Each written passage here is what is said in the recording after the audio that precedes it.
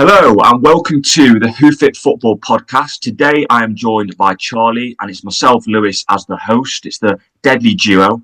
And what we're going to be doing today is we're going to be looking at the aftermath of the North London derby. We all know what happened. It was 4-1 to Arsenal on the day. It was a good day for the Gunners. They went 5 points clear at the top of the Premier League table. Man City have got a game in hand. But we're going to look at basically what it means for both clubs at either end of the table. We're going to kind of go into our Spurs in a relegation battle and then look at the title race at the top. So let's start with how are you, Charlie, and how's your weekend, mate?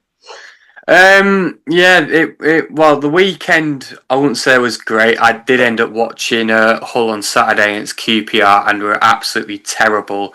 But we did make up for it Tuesday night, beating Derby County 4-2. And as well as, of course, watching North London derby, Champions League playoffs happened, and I watched the Bodo Glimt game. I'm glad they went through. My picks for the dark horse is Galatasaray. Just managed to go through. I was going to say this. Yeah, I was going to say this to you today. I was trying to refresh my brain of what the dark horses were at the start of the podcast and this season that we did. And I remembered that I'd done Benfica, so as I kind of was like, oh, maybe they can sneak through against Real Madrid, even though obviously with the whole racism thing, you kind of wanted Benfica to kind of lose in that sense. But now, so obviously they lost last night. So I don't know what everyone, I think Josh said Napoli. So Napoli are out. And I can't remember what Joe said now, but obviously you're still in it. And it was a great game, that one, Juventus Galatasaray. Yeah, it was. Yeah, it was the fact that when I saw the third goal go in, I thought, oh my God, the fact how Juve have got 10 men and they've pulled it back. And then luckily, I don't know if maybe Galatasaray just had the legs to keep on going in extra time and just get them 2 goals. Because keeper, I think, got Megs twice when they scored, so that was unfortunate for him. But yeah, hopefully they can continue going on, but I can't really see it happening after that performance against Juventus. Yeah, I think it was bad. It was one of them where the fact that they had such a commanding lead after the first leg was actually a bad thing for them, because it looked like they were just trying to cling on, but then they were almost imploding and letting the pressure come onto them, and it helped Juventus kind of come back into the game. But we'll see how far they go into it. So yeah, we're going to basically talk today about the North London derby and what it means for the rest of the season. Now, it was the first time since 2018 that a team scored 4 goals in the North London derby at the weekend. And it was also the first time since 2012 that a team had won by 3 or more goals, which just shows how much Arsenal have progressed, but also the difference at the moment between the two sides. Spurs going into the game under their new manager, Igor Tudor, have got, a savage squad in terms of injuries. What did you make of the game itself, Charlie, and what do you think you can take away from that game in terms of looking on for the rest of the season, maybe, and what it means? I think it really did show how much quality both teams have. With Arsenal, they're always going to be the favourites in that match, without question. Again, Eberechi Eze performing just as well as he did in the last North London derby. It seems like he only scores against Tottenham. I think he's got 6 goals. He's got 6 goals this season, but 5 are against Tottenham. So it's like he was going to move to them in the summer, and it all fell through. And now he's seeming like he's just loving to basically just hit jokes at the Spurs fans. Yeah, he just wants to make sure he rubs it in on the rivals where he performs the best. But yeah, no, honestly, with Spurs, you could it looks to me that they've clearly fallen apart. You look at that game, to me, it's hard to tell what really the tactics were in that match, how they were looking to combat against Arsenal. They'll be glad, obviously, they did score. I think there was a disallowed goal on Kolo Muani for a very slight push on Gabriel for one of the goals, which I thought, is it a foul, is it not? I don't know, but it never really mattered anyway. And I think, going back onto the quality of the players, obviously Spurs' quality is just not really there. And again, as we speak about the injuries they've got, the players that are injured, with the likes of, for instance, Kulusevski, we've got Mohamed Kudus in there, James Maddison, those players you'd want in that derby to try and get something from that game, especially where Spurs are in the table at the moment in 16th. compared to Arsenal, who are just flying at the top of the table. I know they've dropped points recently, which was going to put a bit of pressure on them in the derby, but nonetheless, Yeah, that was one of the big things. One of the big things going into the game was Arsenal had obviously lost a little bit of momentum. They'd got 2 draws, Brentford and Wolves. It was almost, are we going to do this again, where they're going to start to drop points and let City obviously encroach on them and overtake them? And it was all kind of, the pendulum was on this North London derby in terms of, if they lose it, they really have a low morale and it's really going to get to them. The thing I feel sorry for in the Spurs regard is that, as you said, everyone came into the game, it was like it was going to be Arsenal's to win in terms of the quality on the pitch that they have. And they've probably got the strongest squad in the Premier League right now. But I actually think that Arsenal let Spurs into the game. I mean, Declan Rice's mistake was what let Kolo Muani, just after they'd scored the first goal. And then, like you say, they went 2-1 up and then instantly again conceded for Muani's second goal to be ruled out. But I do think that there are positives to take, because they started the game with Conor Gallagher at left wing, and they had João Palhinha at centre back, who did really struggle. You know, we're looking at a team that isn't their strongest 11, and it's no wonder that I think injuries have propelled them into the relegation battle. But I would say that, like, Yves Bissouma looked quite good. I think he had a good, definitely first half performance, and even Dragusin, he played well in the first half, but then seemingly, I don't know what happened to him at half time. I don't know if he just decided to go on the sunbeds and come back a completely different player. But he basically had an absolutely horrific second half. So it was a story of 2 kind of halves for him. But there were kind of positives to take. Jamie Simmons, I thought, was awful. I thought he's just continued not to really progress after making about £65 million move in the summer. He's probably on for flop of the season. But what I think is something to highlight is, do you think this game for Arsenal, Charlie, was a big statement? And do you think this will now help them with momentum going forward in this title race? If you look at the next couple of games, they've got Fulham next. No, sorry, they haven't. They've got Chelsea next, which is a huge game. Obviously, it's a derby. We've then got Brighton away, and they've got Everton, as well as plucky old Mansfield in the FA Cup. I really do think that this particular result, really, if Arsenal had dropped points in this match, there would have been a lot of pressure on them for the rest of the season, because they've lost to a team that are completely out of form, who are completely just dropping points every week. And especially when you lose against your rivals, it really does put you off. But really, I don't think any pressure's been eased off after that win against Spurs, because, again, like I said, we kind of saw it coming that Arsenal were going to beat Tottenham. Yeah. And it's more the other fixtures, really, that, again, like the Chelsea fixture, I think, is far more worrying, in the sense that I think Chelsea, they obviously have been a far more better side than Tottenham. When I look at the upcoming matches for Arsenal, they are, there's like, for instance, Fulham have been pretty decent in terms of gaining points and really contesting against tougher sides. Again, for like Liverpool, for instance, they managed to steal a point right at the end of the game. That they're more of the games that I'm worried for Arsenal. If they do drop points, then that's where it's going to put pressure on them. And eventually, when they do come to play City again, which I think is like in the middle of April, that's where, if they have, again, if it's kind of similar how they've done recently, where they have dropped a few points, you're looking at them really building more pressure on them to try and sustain the top of the league. And yeah, just going back to the Spurs game, I feel like it was never really going to be relevant in terms of adding or easing pressure when they were going to win this game. I think it was very clear it was just going to be like a normal Premier League match, where if they won, great, they're still top of the table. Yes, City got a game in hand, but they've still got that points gap if City do win it. So yeah, I don't really see any pressure from that Spurs match, but when it does come to the games like Chelsea and Fulham, that's where I think the pressure will build if they do drop points. That's one of the things, I think, in the title race, is that no matter what that result was, as you've said, you've got to stay professional and you've got to stay focused in terms of winning the title. It's not over until you've crossed that line. Something that's an interesting stat that I've seen is that since becoming the manager of Arsenal, Mikel Arteta has actually spent more days on the top of the Premier League table than Pep Guardiola. And yet, if you look at it, Pep Guardiola's got 4 titles, even though he spent more days atop of the Premier League table.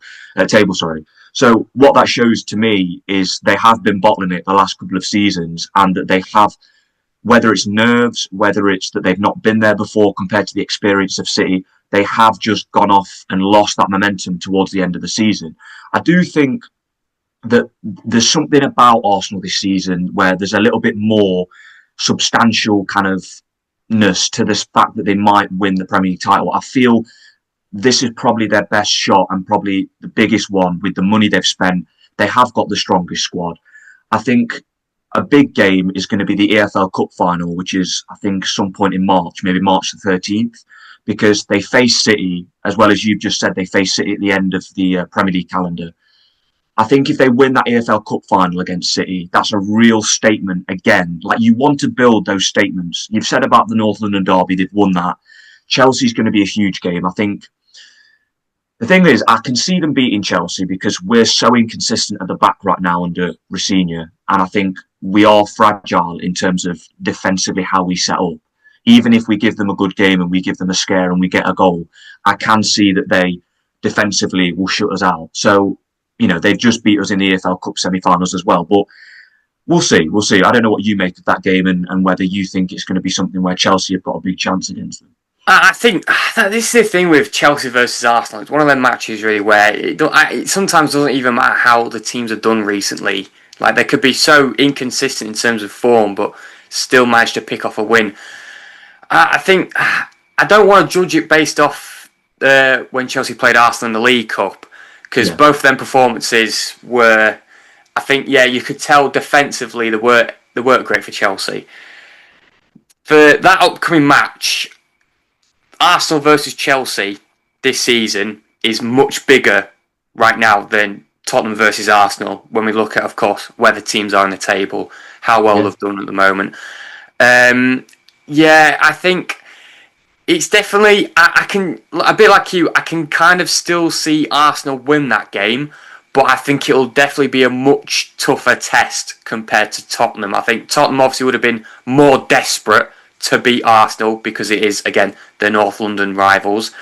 But with how Chelsea have done, the results they've picked up, yes, they've dropped points in certain games where you think they shouldn't, but I still think they can give Arsenal a tougher test. And it will be a closer game, but I can't really say that Arsenal are going to win, considering that how they've done before they've played Spurs, because it could literally just circle right back to dropping points like they did against Wolves, where they conceded late on. Like, Chelsea could have that same effect like they did when they faced West Ham, went 2-0 down, and then miraculously managed to turn it around because of the subs they made and made it 3-2. So, it's hard to predict how that game could go. No, it's very true. I mean, like you say, under Liam Rosinha, Chelsea have had this kind of bounce back where we had the Napoli game, we were 1 goal down, we won 3-2. We had the West Ham game. And I do think that if you look at the game at the start of the season between Arsenal and Chelsea, if it wasn't for Caicedo getting a red card, Chelsea, I'd argue, in the first half were the better team. And then because of the red card, we lost that kind of control in the game and Arsenal snuck a win. So it's kind of all to play for. If we look at the other side of the table and Spurs, they've appointed Igor Tudor. We know that obviously they sacked Thomas Frank. Igor Tudor, all of his last 4 jobs have been post-January appointments. So he seems like a good fit in terms of he's experienced in being brought in after January to get an interim kind of job done. But my concern for Tottenham, I don't know how you feel about this, is I feel like their players have a mentality that they're too good to go down, or that I think if you look at the quality in that squad, I don't think them players are equipped for a relegation battle. I don't think they're looking in terms of, I don't think they appreciate the sense that they're in a relegation battle, and that might haunt them in terms of grinding out results and winning games dirty. I don't see them kind of players having that. They've got Fulham, they've got Palace, and then they've got Liverpool. They've also got the Champions League still to play. They're still in that. What do you make of Tottenham? I mean, the scenario is quite severe. They're on 29 points, Forest are on 27, and West Ham are on 25 in the relegation zone. What do you make of it? It's worrying. I don't know if maybe when Tudor came in as interim manager, I don't know if he's realised how significant the drop-off has been for Spurs in terms of how poorly they've played. But again, I don't know if he's understood like how big the injury list is as well, and players are having to, I guess, play out of their position to try and get some sort of result. And the thing that's worrying as well for Spurs, being 16th in the table right now, and obviously 4 points away from relegation, which of course is never good, especially at this time in the season where there is 11 games left. West Ham are in decent form. Yeah. Forest are kind of, I know they've had a bit of a new manager bounce a bit. I know they did lose to Liverpool recently, but they've kind of been like on and off, but have still managed to pick up some results. Leeds seem to rarely lose now. So Spurs are in this position where they need to start switching on. That, like you said, like the mentality of thinking, well, we're too good for the Championship, we're too good for relegation. Yeah. They need to flip that switch and realise they're in a far much worse position, I think, than they were last season. Last season, it was very convincing who was going to go down. You could tell with the points gap from 18th to 17th. This season, at this stage, it is so much closer. And again, we can go back to, again, if Spurs didn't have all these injuries, I don't believe they'd be in this position. I can't say they'd be in a very comfortable spot near European like contention or a good top half finish. But where they are at the moment, and the players that are, again, playing out of position, and they're just, like, the tactics don't seem to be working, they just can't seem to be playing the right football. And Tudor's come in, and he's having to try and, if he does end up keeping Spurs up, I think he has done a decent job. Obviously, Spurs... But my point, though, is you've just said there about, if they didn't have injuries, they wouldn't be in a relegation battle. But the actual, the reality is you can't feel sorry for yourself right now. A lot of Spurs fans and fans alike are all saying what you've said, which is a fair comment. Based on the teams around them, if they had a full squad, they probably wouldn't be in this scenario. But you can't go off, ifs and maybes and stuff. It's like they are where they are. They're the only team in the league that haven't got a win in 2026, which is a dire stat. And then they're also, the last time they won was 1-0 against Palace, and that was the 28th of December, 2025. They've got Palace after Fulham coming up. Palace, though, like you just said about the teams around them, have got, I think, 2 wins out of the last 3 or 4. So they're not doing too bad, even though it's imploding under Glasner.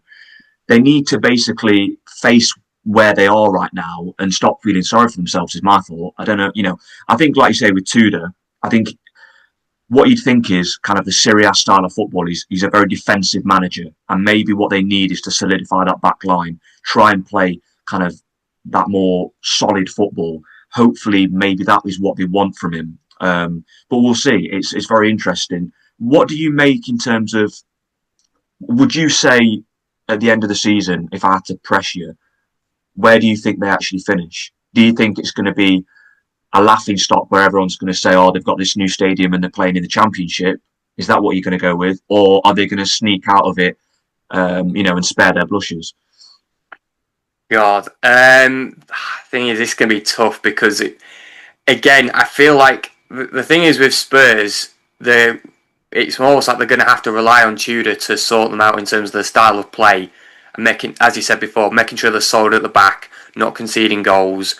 The attack's going to be a problem because Kolo Muani, I know he does occasionally score. Xavi Simons isn't really a great player anymore, I don't think. I suppose a positive's that Dom Solanke's back. He scored a couple of goals. He scored obviously 2 or 1 was changed against Man City. But I know what you mean. Yeah, attacking wise, Odebear's just got out for the rest of the season with an ACL. Obviously, Kulusevski and Maddison have been no-shows all season because of injury. It's like they are lacking that attacking impetus up front. And then if you translate that to defence, it's like they've got no defenders fit. They literally, they were playing a 3 at the back against Arsenal, but like I said, we're playing Polina at centre back. And they've got players like Porro and people still out who are important players. Yeah, it's just not working in terms of defence with, again, some players having to play out of position, something where they're a bit uncomfortable. And you could tell in that game against Arsenal why it was so shaky, because they're just not really used to that position. But if I had to say where I think Spurs would finish, even though it would be absolute jokes if they did get relegated, I think Tudor will somewhat help them stay in the Prem. I don't think they're going to get any higher than at 14th, I would say. I think I can see him finishing like 15th or 14th. They've still got the Champions League in all fairness, but considering how they've done in their recent matches in the Premier League, I can't really see them go through to even the quarterfinals. I don't think it even matters who they face in the Champions League, whether it is one of the teams from the Champions League playoffs, like for instance Bodo Glimt. I mean, they pulled off an impressive 2 victories over Inter Milan. I think Spurs will finish, as I said, 14th, 15th. I think Tudor will help just try and sustain a spot where it's not going to look too good for Tottenham in the fact where they're near the relegation zone. I think if anything, the Champions League, compared to the teams around them, might hinder them in the sense of the extra games and the extra preparation, especially with the injuries and how thin their squad is. Yeah. Obviously, if they do get big victories and important wins in that competition, it will boost their morale and it will boost kind of the atmosphere around the club, but it might go against them. And then I think, I don't know, I think they'll be fine, like you've said. It's just, they've got a tough run. It's not even like I can say they've got an easy run to the end of the season. I think West Ham have probably got the hardest run, but yeah, they're probably around, like you say, Palace and Brighton are quite close above them, and then you've got Forest and West Ham below. They're going to be safe, I think. But I think the mindset they've had is appoint Tudor to get them to the end of the season, right off this season, and then it gives them extra time to appoint a better manager in the summer. What do you think, flipping it as like a final takeaway in terms of, do Arsenal win the league? So you've said obviously Spurs to finish around 14th, 15th. We'll take a final gamble. Are you going to go for victory for the Gunners, or is it going to be like normal, City come back and make the Arsenal fans cry? I think it's going to go back to normal again. I think Arsenal are just going to continue to have this nightmare where they're always going to be second best by the end of the season against City. I think it's always at this period where the points gap does get close, and it's at this point where eventually, at some point in the next maybe 3 games, City will eventually take over, take the top spot, and it's all just about continuing their good run of form. I would like to think that Arsenal, this is probably, you could literally say this every year, this is Arsenal's best chance of winning the Premier League. I know what you mean. They do get to kind of say this every year, definitely. Yeah. But I do think this season feels a little bit different. I'm gonna put my neck out on the line and say, you know what? Even as they're playing Chelsea at the weekend, I'm gonna say that they go and cross the line. I think they're gonna do it.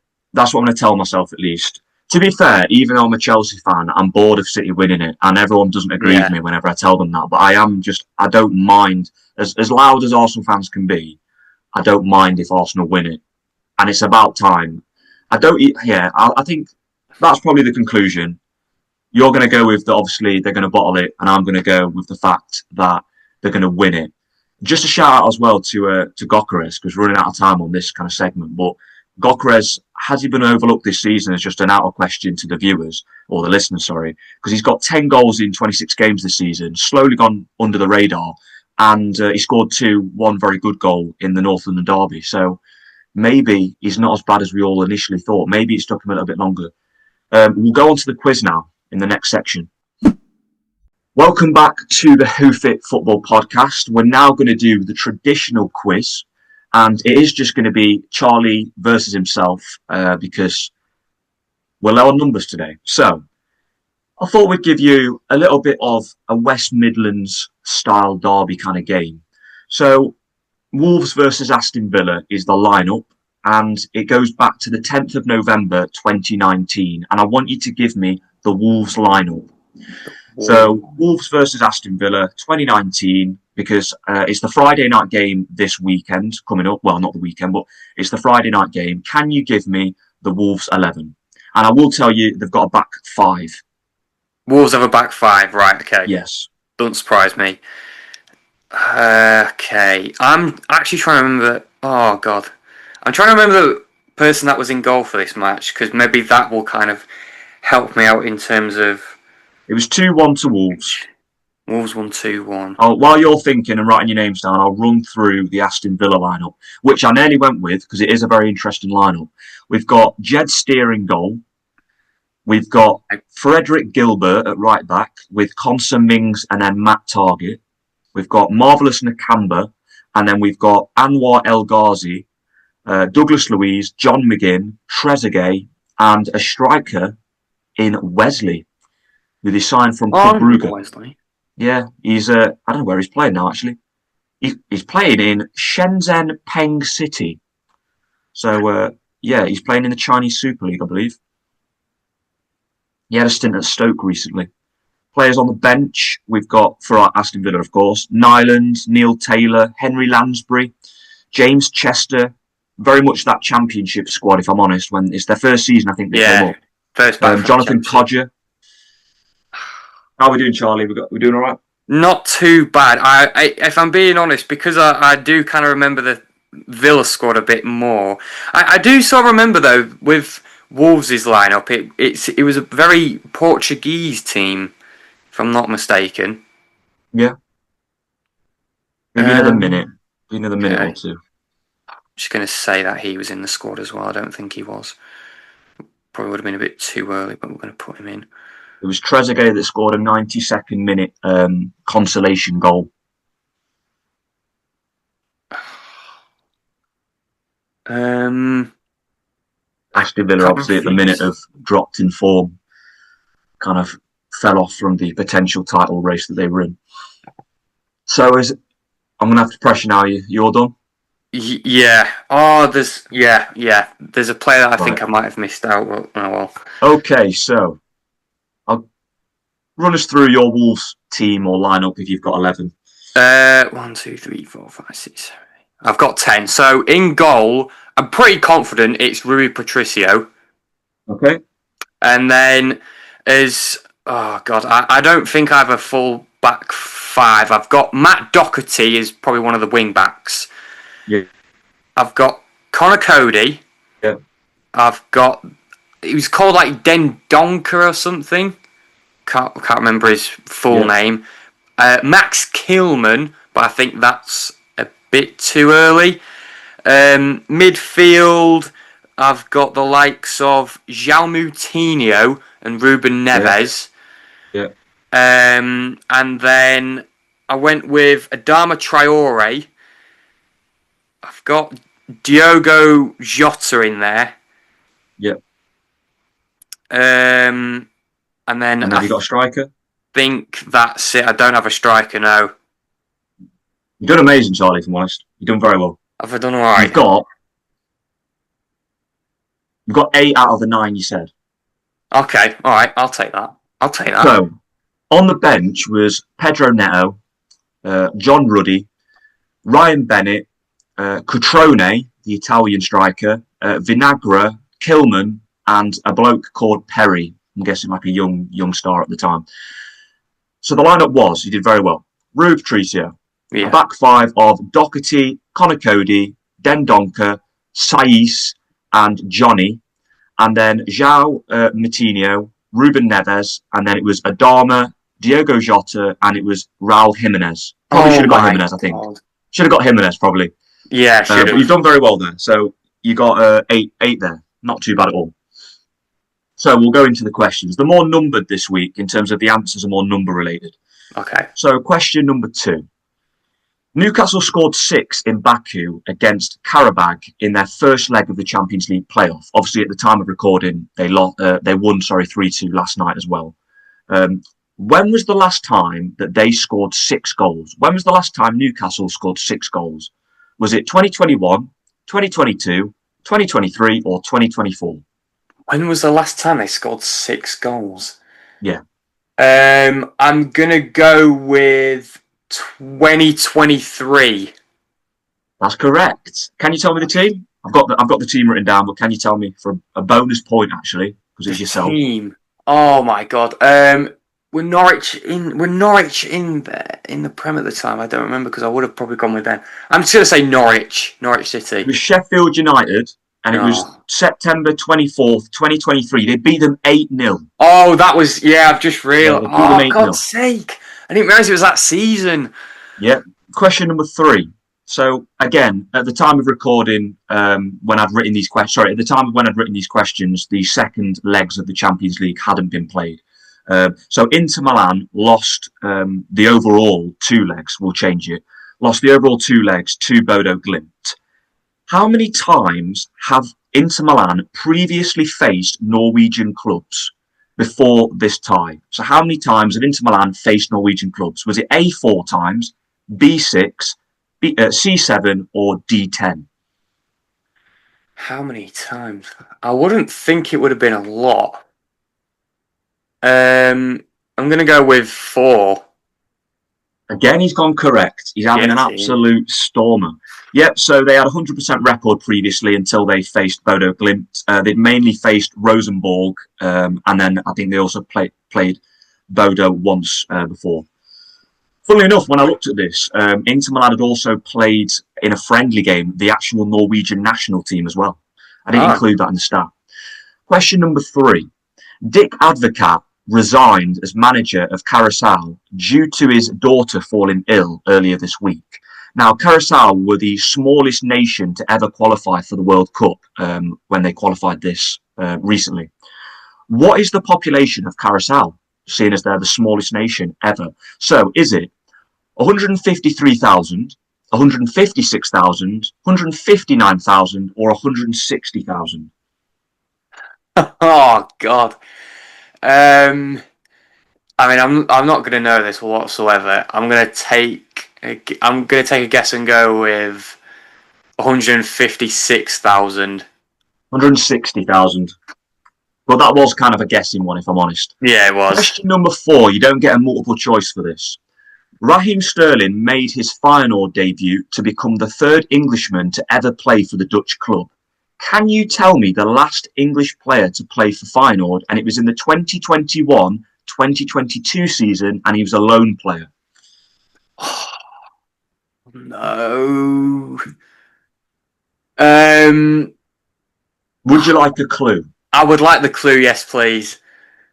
He was an Arsenal player on loan at Feyenoord. Oh, for God's sake. I don't know if it was a defender or not, but... Midfielder or winger? Midfielder or winger? Midfielder, winger. English. Oh, for God's sake! There's a name I can like picture his face. I'll give you a final clue, which is basically you should 100% get it now because it's giving you the answer. He's at Brentford currently. Oh no! Oh no! First name's Reece. Nelson, for God's sake! Yes, it's Reece Nelson. Yeah. Yes. And the final question. What did Darwin Núñez do to signal his displeasure at the Al Hilal hierarchy after scoring twice in their Champions League game? So the context behind this was that they signed Karim Benzema in January and they dropped Darwin Núñez from their Saudi Pro League squad, and he scored twice in the Champions League for Al Hilal. What did he do? Did he stare at the owner's box after he scored, kiss the badge after he scored, point to the new signing Karim Benzema on the bench when he scored, or did he run off the field and had to be convinced to return? Which one did he do? I'm quite annoyed about this because I'm sure I saw something, I think on Instagram I saw about Núñez. I want to say he pointed at Benzema. No. He stared. He walked kind of over midway through the pitch when he was celebrating, and he just stared up where the owner's box would be, as if to kind of signal his displeasure. And yeah, he basically shook his head. I wouldn't. So he ended the game with you got 8 in the lineup, and then you got Newcastle score correct, and you also got the Inter Milan one correct. So you're up to 10. 10. You finished nice. on 10. You got the last 3 wrong. Reece Nelson, I feel like you possibly I'm a should bit have done disappointed myself with that one. Yeah. Especially with like kind of the clues that I'd given you, but then it was quite an open gate, an open question where obviously I didn't give you a multiple choice. But you've ended with 10, and no one can beat you. So there you go. Should be happy with yourself. Winner. So yeah, that's everything on this week's episode for the Hoof Football Podcast. Thank you very much for listening. Obviously, I've been joined by Charlie this week. Obviously, follow us and look out for us on socials, on Instagram, TikTok, as well as Twitter. And yeah, thank you very much for listening. And that's it. Thank you.